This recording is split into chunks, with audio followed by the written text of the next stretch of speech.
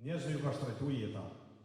28 kandidat që në zgjedhjet e 28 dhjetorit i synojnë mandatet e deputetëve janë të përfshirë në raste penale, ka treguar një raport i ri i Institutit të Kosovës për drejtësi.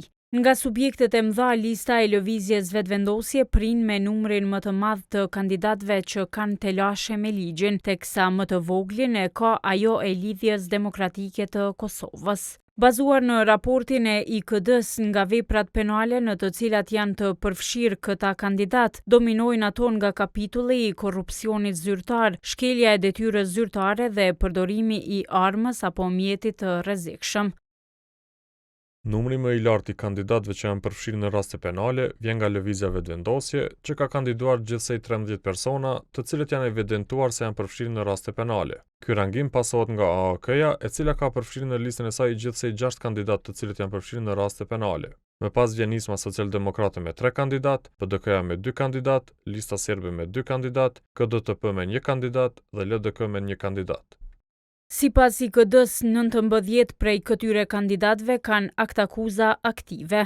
Nga lista e LVV-s, kandidatët me aktakuza aktive janë Albulena Haxhiu, Glauko Njufca, Xhelal Sveçla, Arbërie Nagafci, Rozeta Hajdari, Fitore Pacolli, Sali Zyba, Valon Ramadani dhe Egzon Azemi. Nga ajo e AAK-s, aktakuza aktive kanë Agim Qeku, Besnik Krasniqi dhe Palekaj. Në Nisma, aktakuza aktive kanë Endrit Shala, Vesel Krasniqi e Faton Thaqi, në PDK Cel Gashi e Shkumbin Demalijaj, ndërsa në listën serbe Slavko Simić. Në mesin e kandidatëve të përfshirë në raste penale janë të evidentuar edhe 12 syresh që kanë pasur dënime të formës së prerë, përfshirë edhe kryetarin e LVV-s, Albin Kurti. Sipas IKD-s, krahasuar me zgjedhjet e kaluara të 9 shkurtit, listat e kandidatëve për deputet për zgjedhjet e parakohshme të 28 dhjetorit kanë pësuar regres për sa i përket pastërtisë ligjore.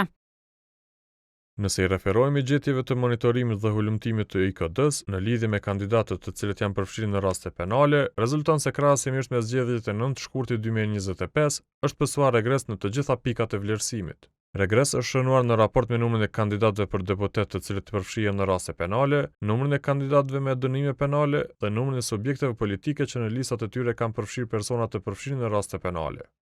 Për këto zgjedhje janë certifikuar gjithsej 1179 kandidat për deputet. Në bazë të ligjit për zgjedhjet, e drejta për të kandiduar për deputetët në zgjedhjet parlamentare u kufizohet vetëm personave që janë të dënuar me vendim të formës së prerë me 1 vjet apo më shumë burgim gjatë 3 vjetëve të fundit.